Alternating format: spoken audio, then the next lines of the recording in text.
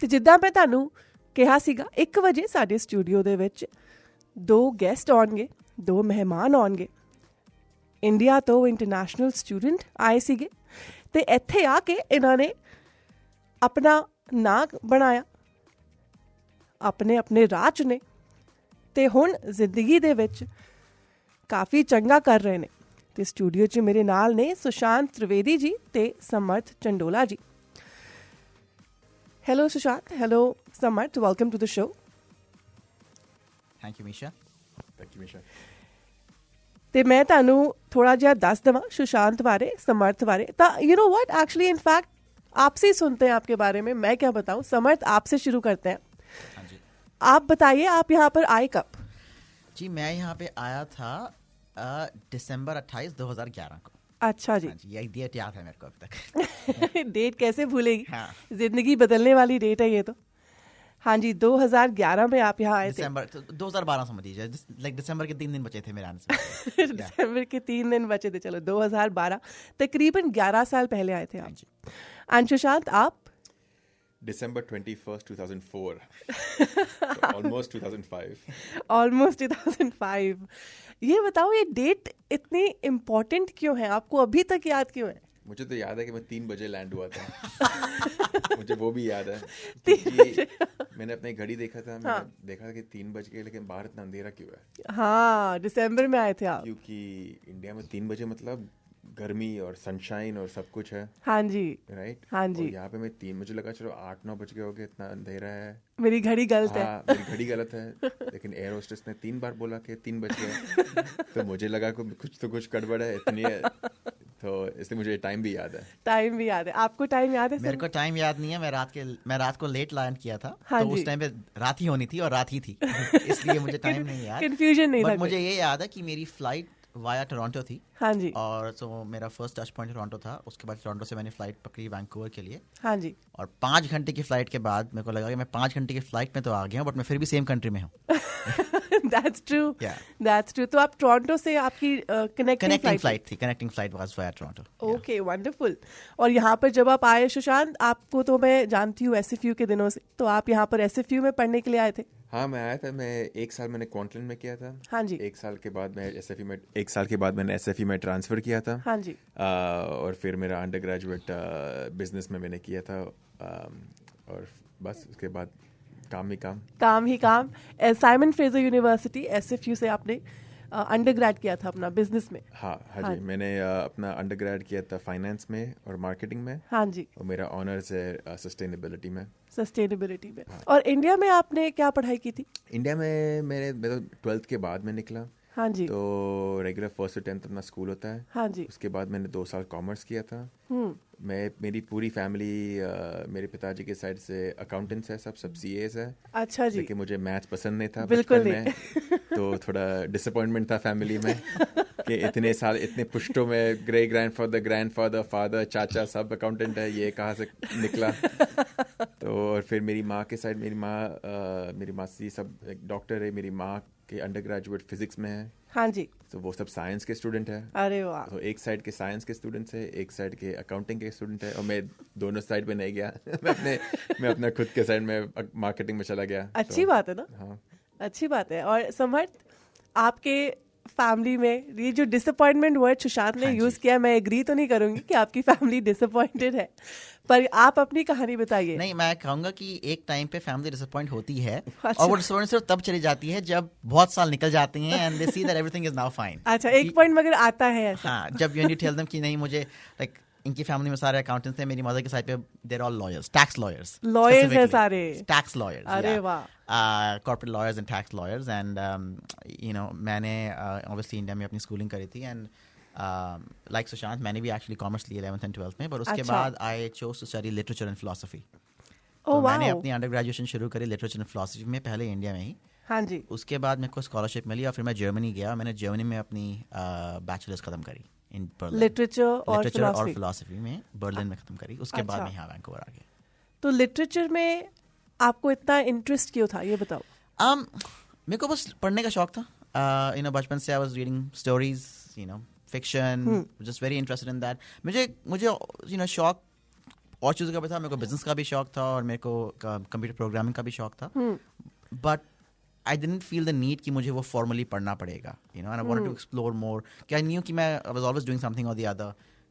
मैं अपने you know even since I was 15-16 side hustle चलाता था पैसे कमाने के लिए। कॉलेज में भी मैंने काफी हसल चलाए इधर उधर पैसे कमाने के लिए। कुछ ना कुछ करते रहना, कुछ ना कुछ। या I you know I started as a content writer actually, so when I was 16 I started doing content writing online for other companies and blogs and whatnot. अपने लिसनर्स को मैं बता दूं, कंटेंट राइटिंग मतलब कि आप मैगजीन्स के लिए या किसी ब्लॉग्स के लिए या इंटरनेट पे आप कुछ लिखते थे जिससे लोगों को पता लगता था किसी चीज के बारे में। करेक्ट। आप नॉलेज उनको देते थे कि इसका मतलब ये होता है। करेक्ट। तो आपके ब्लॉग्स किस प्रकार के होते थे? Depends, and they were of huge variety, depends on the client. मैंने everything from writing like product descriptions of furniture to writing how the nuances of voice over internet protocol and VoIP technology works. अच्छा, so a huge range. तो अगर मैं इसको समझूं, अगर आप furniture की बात करें, मैं किसी के वेबसाइट पे जाऊं कि मेरे को टेबल खरीदना है या चेयर खरीदनी है, तो जो डिस्क्रिप्शन लिखी होती है ना टेबल्स की, हाँ, कि ये इतने इसका बना हुआ है, you know, the nice flowing language about, you know, how this table is so great. वो मुझे जैसे लोग लिखते थे, आप जैसे लोग लिखते थे, जो बेसिकली हमें बेचते थे वो चीज। करेक्ट। कि ये तो इतना सुंदर लिखा हुआ है तो प्रोडक्ट भी सुंदर ही होगा, हमको ऐसा लगता था। तो वो आपका काम था। हाँ, और you know, like I would say मुझे ज़्यादा पता नहीं था उस टाइम पे, I was 16 years old, you know, but I was working online, so जो मेरे से क्लाइंट्स थे उनको भी पता था कि मैं कितना ओल्ड हूँ, तो as long as the work was delivering, it was working out. हाँ जी, बिल्कुल, जब तक आपको काम मिल रहा था।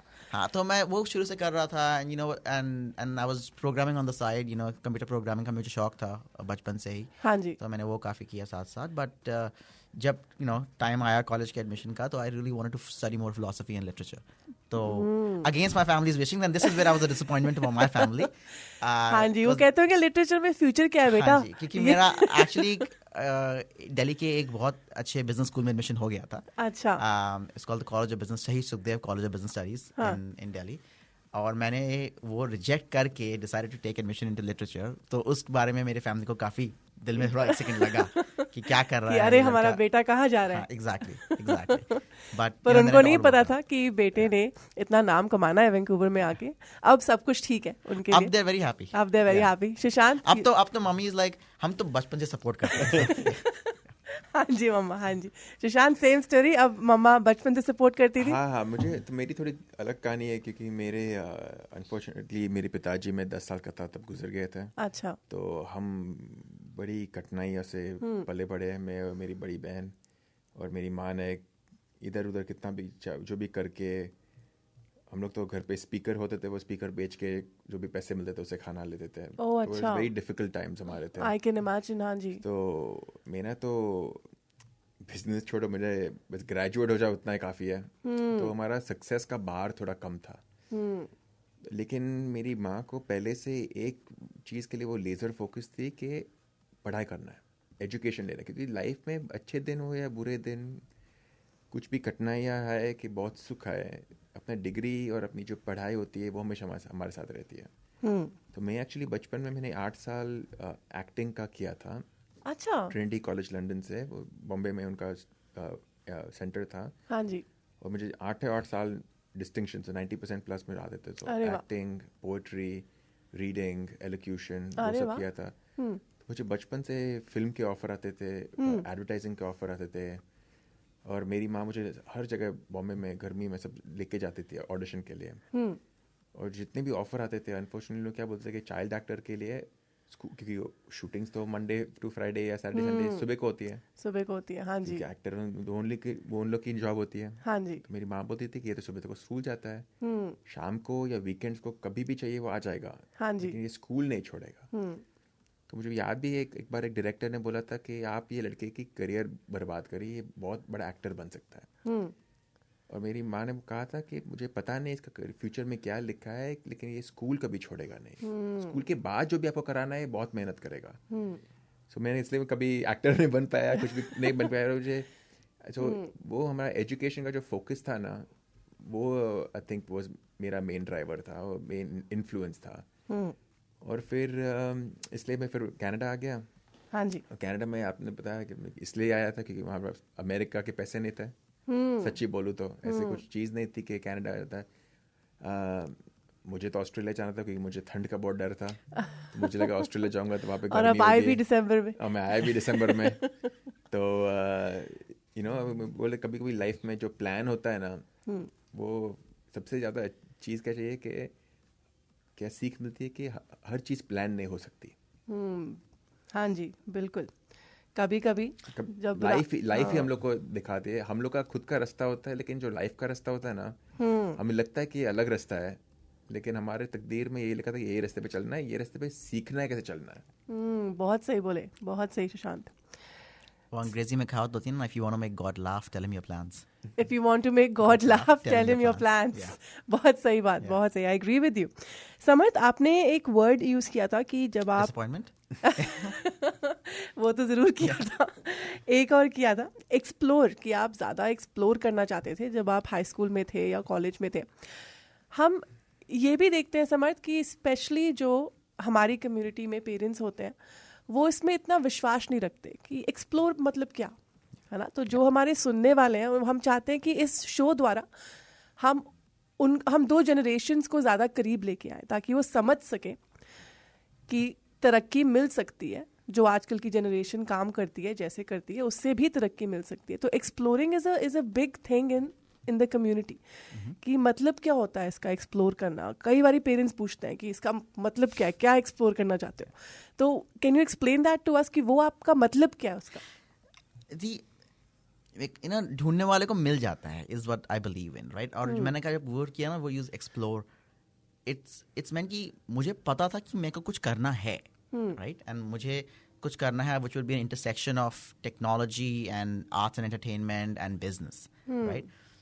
But obviously उस time पे I didn't know what that path would be like, right? So मैं literature भी पढ़ रहा था, I was doing programming as well, I was doing business as well, and that was very hard for my parents to comprehend. हाँ जी। कि उनके दिमाग में were very straight lines, and it's not their fault. That's the environment they grew up in as well. You know, very traditional middle class families, and like आप science लोगे या commerce लोगे या आर्ट्स लोगे, right. Doctor, lawyer, engineer, accountant, या accountant, okay. मेरी family में it was like engineer पहले। अच्छा। आपको इंजीनियर, क्योंकि I don't know about Bombay Sushant, like where I grew up in my generation everybody was becoming an engineer. हर कोई इंजीनियर बन रहा था, सबको इंजीनियर बनना था। मेरी बात थोड़ी रियलिस्टिक थी। Okay, good. वो लगी बनेगा ही नहीं इंजीनियर। मेरे सारे school friends and peers would go for coaching classes to get into IIT। और आई थिंक मैं 8th या 9th में था और मेरी मदर मेरे को ले गई एक one of this coaching centres पे। हाँ जी। और मैंने कहा ये क्या है, लाइक क्या पे क्यों आना है मुझे, मैंने कौन सा एंट्रेंस है ये, फिट जी नाम का एंट्रेंस होता। एंड शी लाइक नहीं ये सब बच्चे करते हैं। हर रैशनल वाज कि सब लोग इंजीनियर बनने के लिए जाते हैं, सेफर है ये, सब करते हैं। या so and I said no, and that was the first जब मैंने कहा कि मैं साइंस नहीं लूंगा मैं कॉमर्स लूंगा, that was the first shock to my parents. अच्छा। Because everybody who was scoring well in school, it was the expectation was कि तुम साइंस ही लोगे। ये इंडिया में बहुत, मैं भी 12वीं मैंने इंडिया से ही की है, तो मैं ये बहुत मैंने देखा है कि आप अगर साइंस नहीं है तो आप होशियार नहीं हो। एग्जैक्टली। अगर आप सुपर स्मार्ट हो तो आप साइंस ले रहे हो। हाँ जी। अगर आप सोसो हो तो आप कॉमर्स ले रहे हो, और अगर आप पढ़ाई में एकदम नालायक हो तो आप आर्ट्स ले रहे हो। आर्ट्स ही लोगे। And this was the mode जो मेरे को समझ नहीं आया कभी, and because I wanted to do a little bit of all three, that was my exploration phase, right. हाँ जी। मुझे थोड़ा बहुत कॉमर्स का भी बिजनेस करना है, मुझे आर्ट्स में भी रिलेट करना है। Eventually I founded a mobile games company, आज आपको पता है। हाँ जी। So it kind of all worked out. और मुझे थोड़ा बहुत साइंस का भी इंटरसेक्शन चाहिए था, and it is possible to obviously have these combinations, but it was very hard for parents of my generation, so my parents' generations, people to get an idea ki how will this translate to a stable, successful career. And obviously wo apni taraf se to they wanted the best for us and as well, but in their minds that was the path to best, was become an engineer, get a nice stable job, and go from there.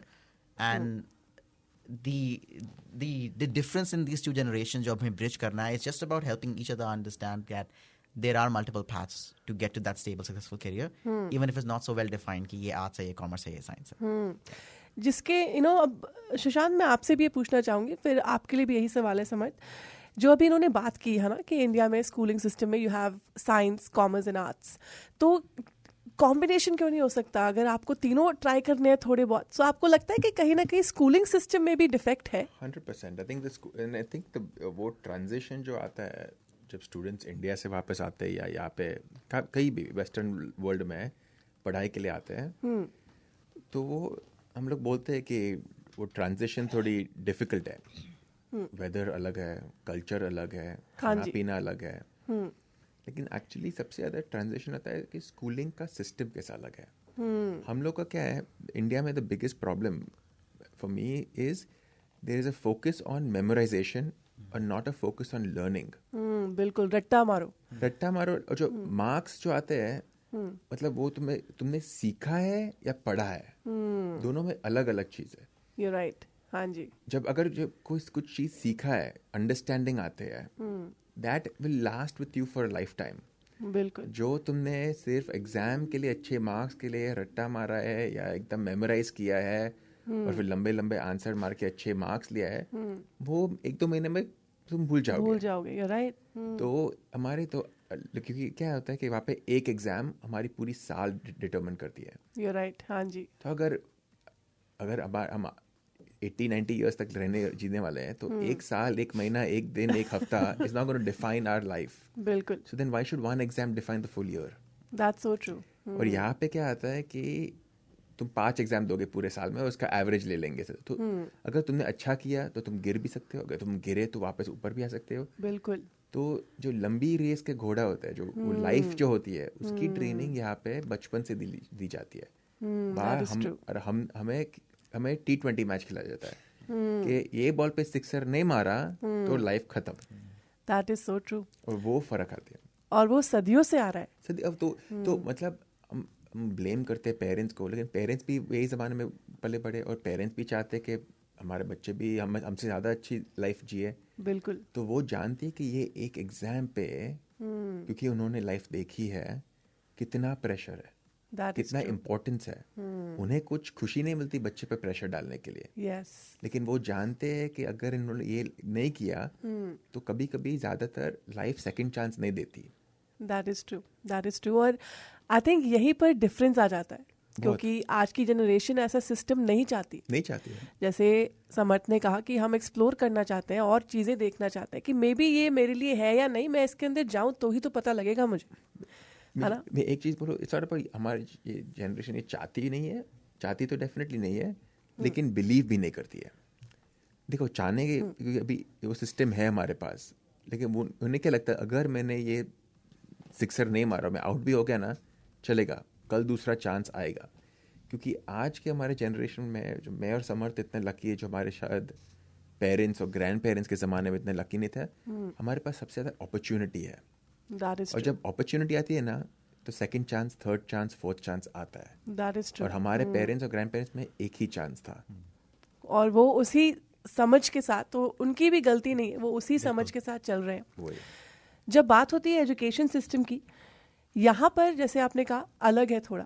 And समर्थ, आप यहाँ पर college में आए थे. मैं सिर्फ 1 साल के लिए आया था, 1 साल के डिप्लोमा के लिए आया था. तो 1 साल मोर नॉलेज देन मी. अच्छा, आप 1 साल के डिप्लोमा के लिए आए थे. तो उस डिप्लोमा के बारे में बताइए हमें, कैसा था वो diploma? Was it different than जैसे पढ़ाई इंडिया में होती थी? हाँ, जब मैं यहाँ पे आया था तो मैं वैंकूवर फिल्म स्कूल में आया था for the entertainment business management program. Okay.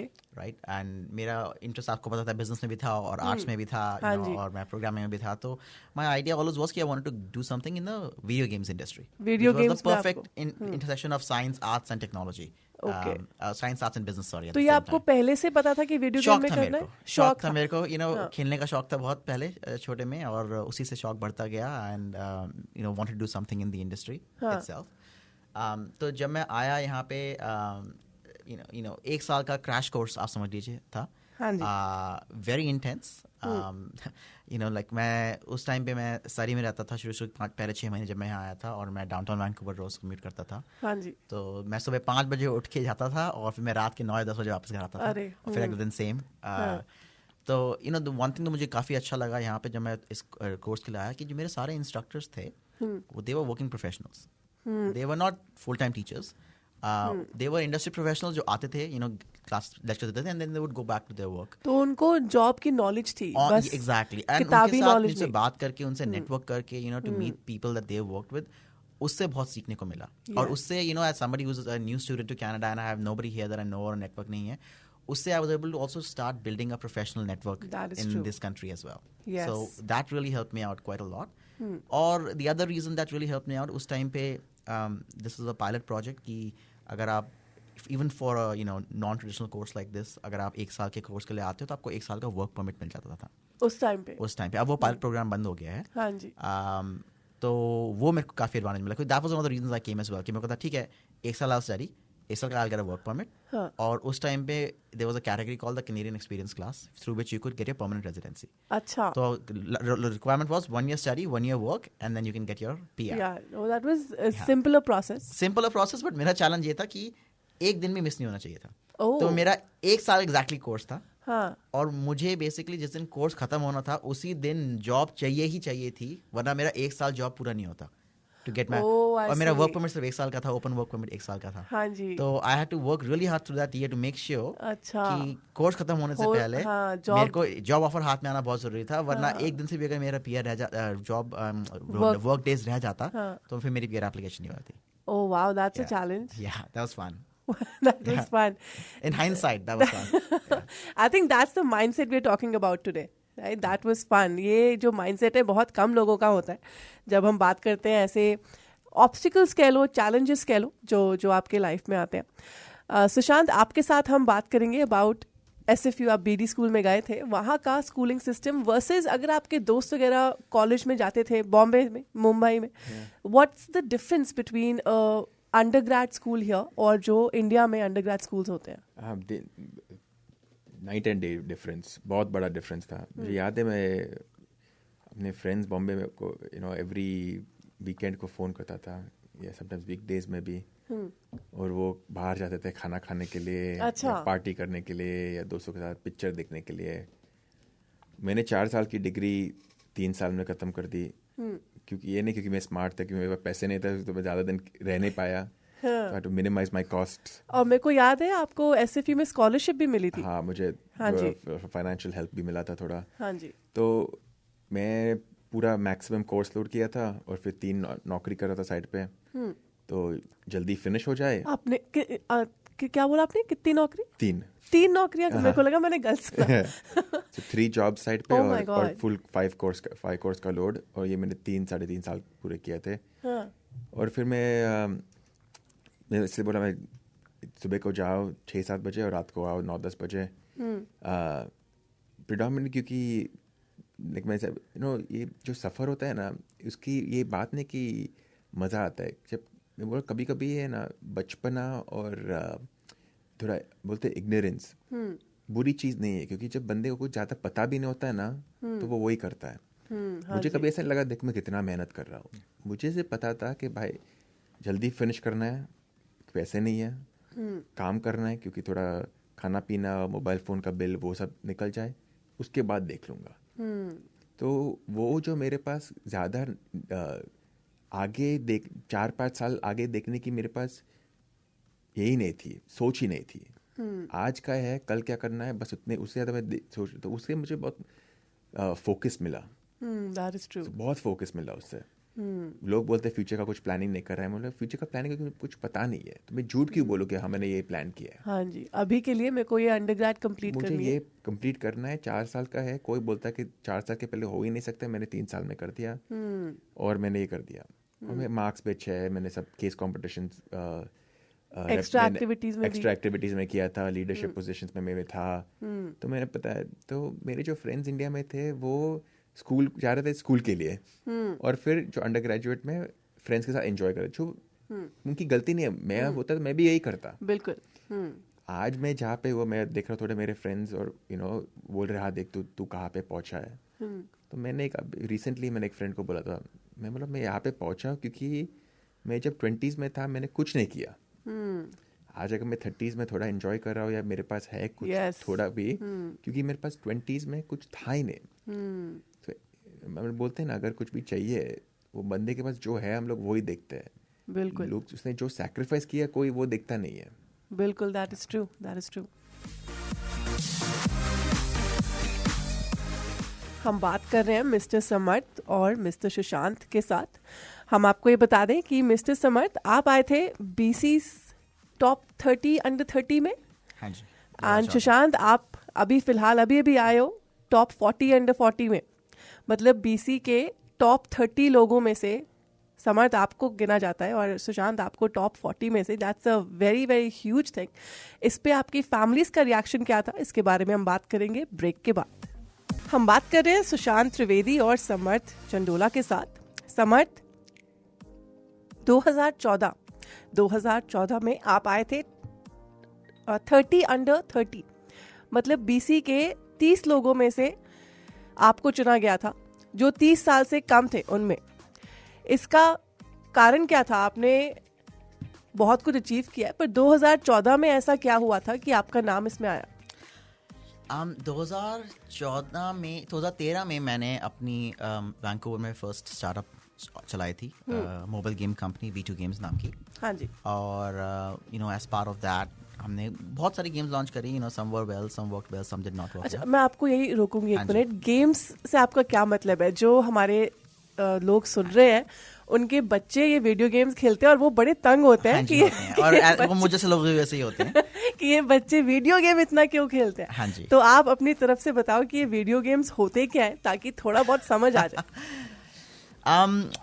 so, हम लोग मोबाइल गेम्स बनाते थे, जो प्रोबेबली आजकल के नंबर 1 रीजन है पेरेंट्स के तंग होने के लिए। अच्छा, कभी कभी बच्चे भी तंग होते हैं क्योंकि पेरेंट्स खेलते रहते हैं mobile games. I'm very happy to hear that. Yeah. Mobile games parents बहुत लगे रहते हैं इसमें। हाँ जी। at the end of the day, उस टाइम पे, अब तो मोबाइल गेम्स काफी कॉमन हो गए हैं, पर 2012-13 टाइम पे the industry was still, I wouldn't say brand new, but we were still figuring out the industry कि इस how do we grow this, ये मोनेटाइज कैसे करेंगे, how does this compare to जो मोर ट्रेडिशनल गेम्स होते थे, video games consoles या computer पे खेलते थे लोग। तो मैं was one of the culprits जो इस इंडस्ट्री को बढ़ा रहा था। मैं ये तो नहीं कहूँगा नहीं कि ये गलत चीज़ है, क्योंकि ऑब्वियसली इसमें मेरी आपका ब्रेड बटर मेरा ब्रेड बटर है, अभी भी टू सम एक्सटेंट है, बट आई वुड से कि it is good in moderation, like everything in life, इसकी अति नहीं होनी चाहिए, but it is good to have breaks. कुछ लोग टीवी देखते हैं अपना to downtime के लिए, कुछ लोग गेम्स खेलते हैं, not that big of a difference. तो मेरी गेम्स कंपनी थी उस टाइम पे, और हमने एक्चुअली ended up, अगर आपको याद है पैकमैन नाम की गेम, हाँ जी, वो मेरी फेवरेट होती थी। हाँ, तो we actually became the first company to license Pac-Man for a mobile puzzle game. तो हमने दुनिया की पहली मोबाइल गेम निकाली पैकमैन ब्रांड के साथ, जो पजल गेम थी, और वो हमारी काफ़ी सक्सेसफुल गेम हो गई थी। Ended up over 2013 and 2014 almost 30 million downloads मिले थे उस गेम के for the over those year and half 2 years। और उसी टाइम पे BC बिजनेस मैगजीन अपने पहला 30 under 30 कोहोर्ट चुन रही थी। अच्छा, वो पहली बार ये कर रहे थे। अब हर साल होता है, बट 2014 में पहला वाला सिलेक्ट हुआ था। अच्छा, तो as part of that inaugural batch, I was one of the 30 people that they selected, because I was doing something in this new industry, right? That was still emerging. और 30 साल की उम्र से कम उम्र थी आपकी। हाँ, उस टाइम पे। और उस टाइम भी होती, बट उस टाइम पे थी, और आपने एक गेम लॉन्च किया था या लाइसेंस लिया था उस गेम का फॉर अ मोबाइल? हमने IP का लाइसेंस लिया था, गेम हमने खुद बनाई थी। गेम आपने खुद बनाई थी और रिस्पांस काफी अच्छा मिला था। बिल्कुल। इसकी थोड़ी सी हिस्ट्री बताओ कि ये आपके दिमाग में आइडिया कहाँ से आया? इतनी 20-30 साल के बीच में, जैसे सुशांत कह रहे थे कि लोग मजे करते हैं, पार्टीज करते हैं, घूमने जाते हैं, और आप यहाँ गेम्स बना रहे हो। Sushant was very right. It is all about necessity, right? Like I knew कि अगर मुझे आगे कुछ करना है तो I don't have the time and the luxury to be able to go and have fun and have party, because पहली बात पैसे नहीं थे, राइट? दूसरी बात कुछ करना था, कुछ बनाना था। उस टाइम मेरे पास स्टिल कनाडा का वर्क परमिट ही था, राइट? और मेरे को था कि मुझे इस वर्क परमिट को किस तरीके से परमानेंट रेजिडेंट बनानी है, उसके लिए मेरे को अपने करियर सक्सेसफुल करना है। तो एक कहते हैं ना इंग्लिश में हंगर है, एक वो हंगर होनी बहुत जरूरी होती है। भूख चाहिए, भूख थी not just for success but also for survival उस टाइम पे। एंड तो उस टाइम पे हम इतना सोचते नहीं थे कि what am I doing, मुझे am I having fun or not। उस टाइम में बस था कि भाई ये मिशन है, ये गोल है बॉस, और उसके रोज इस पे ये करना ही करना है, और अगर नहीं किया तो बहुत लफड़ा हो जाएगा। तो उस टाइम पे मैंने गेम स्टूडियो लॉन्च किया, मुझे कुछ इन्वेस्टर्स मिले थे जिनको मैंने पिच किया था। They gave me my first funding to get started. उस टाइम 2013 और 14 में हमने एक्चुअली बहुत सारी गेम्स बनाई। हमने अबाउट 25-30 बहुत small mini games, mobile games launch करी। Most of them were not very good, right? No, but you experiment and you try and see what works out and not. एक game काफ़ी अच्छी चल रही थी हमारी, you know, and that was a puzzle game जो मैं बात कर रहा हूँ, एंड वी नोटिस कि इसका रिस्पॉन्स काफ़ी अच्छा आ रहा है लोगों से, and we wanted to make this into something बिगर।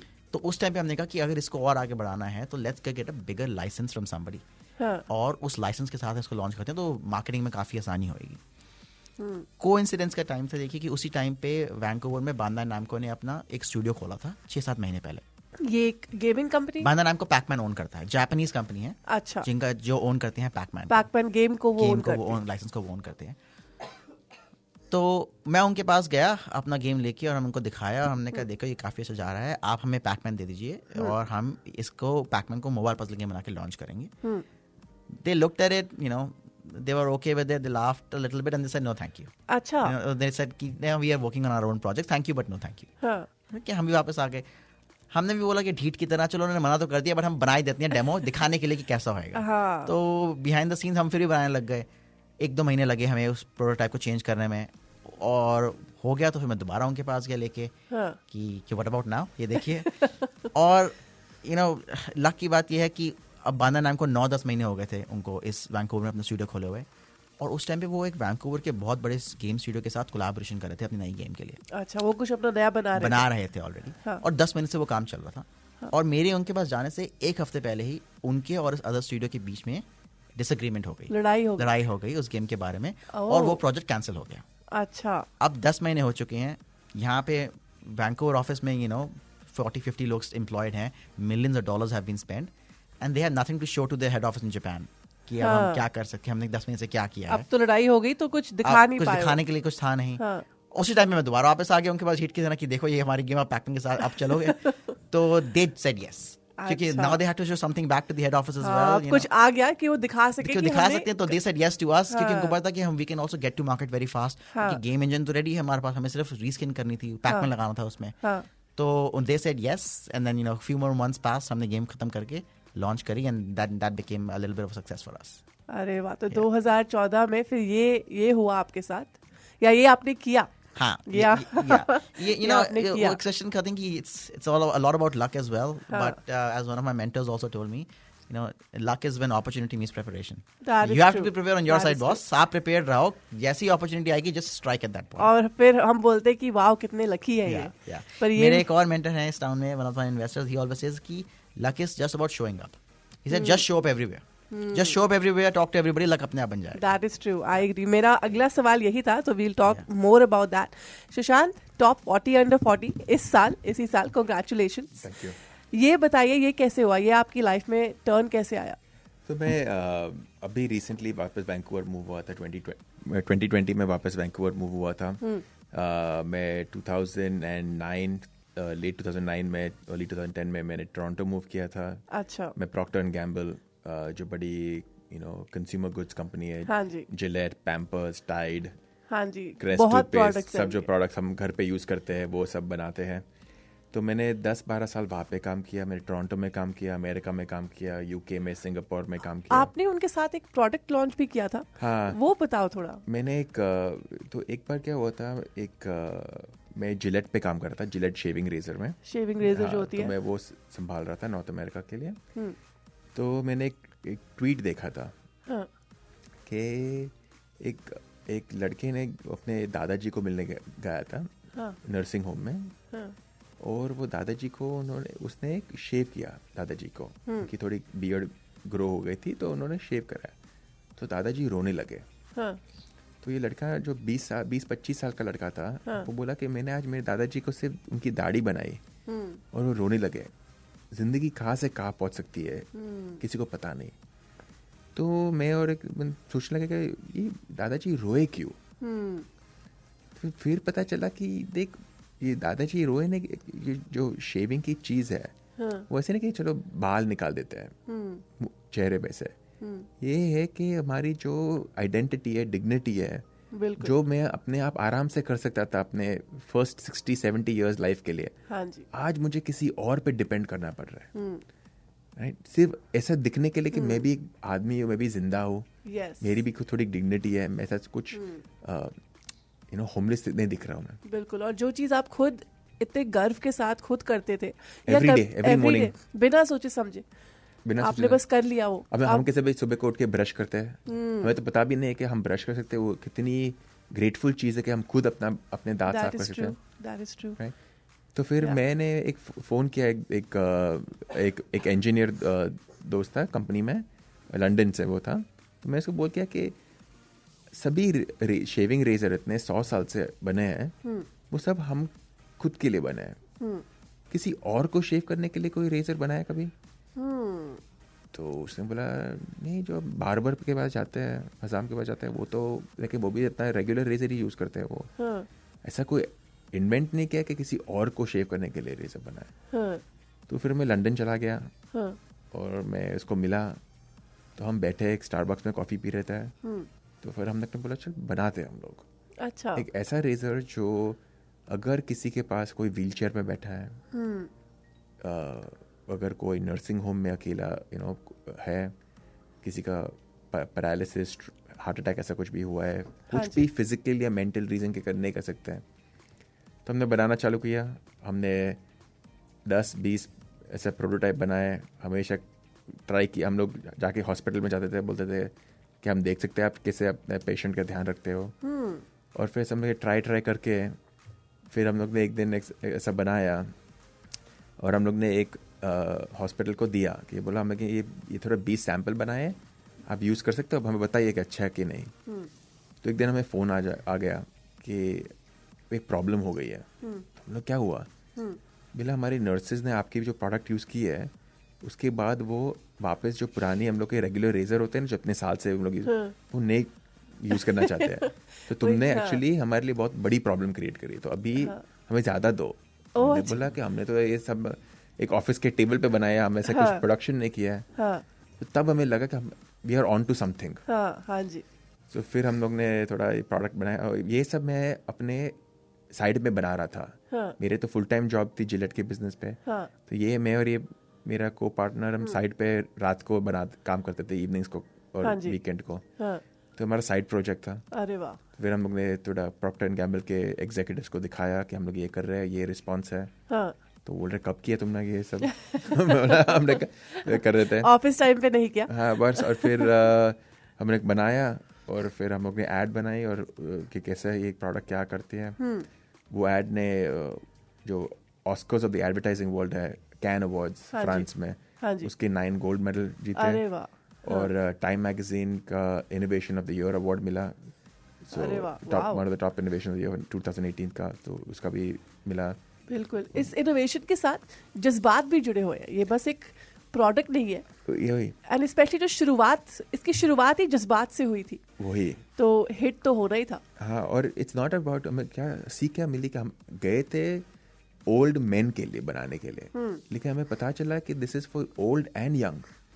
अगर किसी के पास ऑटिज्म है, डाउन सिंड्रोम है, कोई माँ अपने बच्चे को नहीं शेव करा सकती है। हमने बात की, एक लड़की थी 17 ईयर्स की, राइट। वो अपने पैर और आर्म शेव नहीं कर सकती थी, तो उसके पिताजी उसको शेव कराती, उसकी माँ उसको शेव कराती थी। So this is not about age और gender, this is about dignity and identity. That is so true, that is so true. Sat Sri Akal ji, welcome back to weekends with Misha. थोड़ा जी टेक्निकल डिफिकल्टीज हो गया सी जी। We are right back on our show.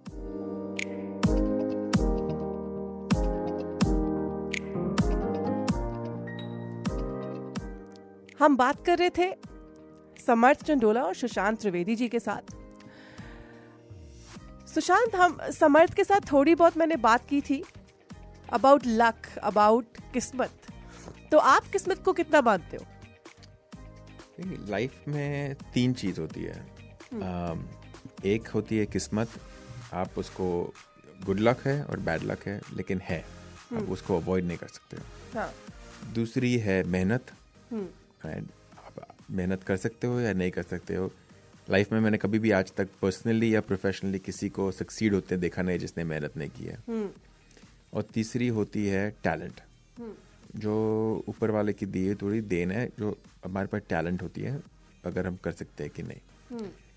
तो एक चीज़ है जो किस्मत को हम लोग कंट्रोल नहीं कर सकते हैं। हाँ। और लोग कुछ ज़्यादा ही एनर्जी या ब्लेम करते हैं कि किस्मत मेरी बुरी थी, राइट। और जब अच्छा होता है तो बोलते हैं ये मेरे टैलेंट की वजह से है मेरी हार्डवर्क की वजह से, मेरी टैलेंट की वजह से, लेकिन तब वो किस्मत को क्रेडिट नहीं देते।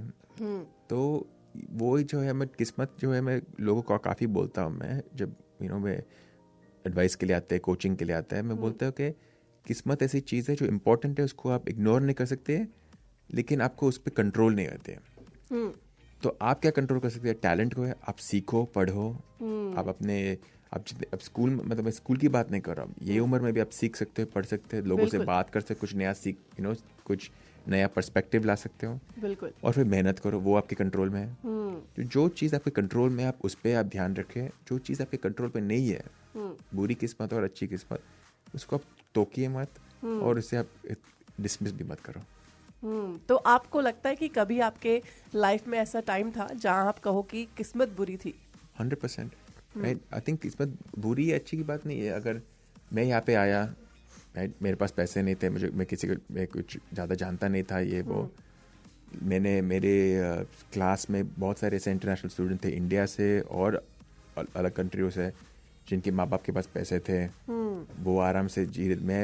मैं काफ़ी दिन जाता था, मेरे पे खाने के लिए पैसे, मैं तो गुरुद्वारा जाता खाने के लिए, क्योंकि लंगर मिल जाए थोड़ा, राइट। अभी उनकी किस्मत अच्छी है, मैं बोल सकता कि मेरी किस्मत अच्छी नहीं है, लेकिन मुझे ऐसा कभी लगा नहीं कि मेरी अच्छी या बुरी किस्मत की वजह से ऐसा कुछ हुआ है। जो है वो है, और मुझे उसके वो सिचुएशन से जीना है और डील करना है। तो आपने कभी किस्मत के नाम से आप रुके नहीं? मुझे कभी मुझे किस्मत के नाम कभी रुका नहीं, और जब मुझे अच्छी किस्मत मिली है, मैं उसके लिए भी बहुत शुक्रगुजार हूँ। मैं आपको बता सकता, मैं और मेरी वाइफ 2021 में हम लोग वेकेशन पे थे, तो मुझे एक मैसेज आया था, एक जो रिक्रूटर होते हैं जो कंपनी के लिए एग्जीक्यूटिव्स हायर करते हैं, हाँ जी, उन्होंने कहा कि ये कंपनी में, जिस कंपनी का मैं अभी CEO फ्रेश ट्रैक्स करके, ये बोला वो किसी को ढूंढ रहे हैं, आई थिंक आप अच्छे फिट होंगे उसके लिए। मैंने उनका वेबसाइट देखा, मतलब नहीं यार, मुझे यहाँ पे नहीं काम करना है, मुझे लगता है फिट है। हाँ। तो मैं बोला मैं तो वेकेशन में भी हूँ अभी, मुझे बात नहीं करनी है। तो वो रिक्रूटर ने बोला नहीं यार, एक बात तो कर लो तुम। मैं बोला नहीं मुझे लगता ही नहीं है, मुझे मेरे पास काफ़ी एक्सपीरियंस है कि मुझे पता चलेगा कि नहीं है, नहीं होगा फिट, ये नहीं है, मैं ढूंढ रहा हूँ, लेकिन ये जो मुझे लगता है। लेकिन वो बहुत इंसिस्टेंट थी, वो बोले एक बार मिल लो, क्या होगा, ज़्यादा से ज़्यादा तुम ना बोल दोगे, ठीक है। तो फिर मैं ऑफिस में गया, उनको मिला, और इतनी अच्छी मीटिंग हुई, और फिर हम दोनों, मैं और जो कंपनी का चेयरमैन था, हमने बात की, और फिर हमने एग्री किया कि ये मेरे लिए अच्छी फिट होगी। लेकिन मेरी किस्मत थी कि नॉट जस्ट उसने मुझे, she reached out to me, उसने मुझे पूछा कि ये है, लेकिन वो इतनी परसिस्टेंट थी, बिल्कुल, उसने गिव अप नहीं किया जब मैंने ना बोला। बिल्कुल। ये सुन के मैं थोड़ा हैरान हूँ सुशांत, आपने बोला कि CEO की पोजीशन आपको ऑफर हुई और आपने कहा नहीं, मेरे लिए नहीं है ये। अगर आपके मॉम को पता लगे कि बेटे को CEO की पोजीशन ऑफर हुई और बेटे ने कहा नहीं मुझे नहीं चाहिए, ये इसके बारे में मैं बात करना चाहती हूँ कि इट्स नॉट ईजी इस पोजीशन को मना करना। पोजीशन आ रही है, पैसा आ रहा है, नाम आ रहा है, तो किस कारण से आपने मना किया? और ये हम अपनी पुरानी जनरेशन को ये कैसे समझा सकते हैं कि हर अपॉर्चुनिटी को हम अगर हाँ ना बोले तो उसका कारण क्या है? तो एक मैं चीज़ बताऊँ, बहुत सारी ऐसी होती है चीज़ें जिसको हम हाँ बोलते हैं, हम ये पूछते हैं हम लोग हाँ क्यों बोल रहे हैं। अगर आपने अभी क्या बोला, अगर आपने CEO को ना बोला, पैसे को ना बोला, आपकी माँ क्या बोलेगी। लेकिन अगर मैं उसको हाँ बोलता, तो मैं हाँ बोलता क्योंकि मेरे को वो जो दिखावा आता है कि मैं CEO, पैसा आता है, जो पैसा आता है, नाम आता है, वो मेरे नहीं है। अगर मैं हाँ बोलता तो मैं दूसरों के दिखावे के लिए, ताकि मैं अच्छी गाड़ी चला सकता हूँ, दूसरों को लगे कि मैं सक्सेसफुल हूँ। लेकिन लोग जब दूसरों की जो नजरिए के लिए जीते हैं, काम करते हैं, आगे बढ़ते हैं, वो लॉन्ग टर्म में ज्यादा चलता नहीं है। लेकिन मुझे क्या चाहिए था कि मैं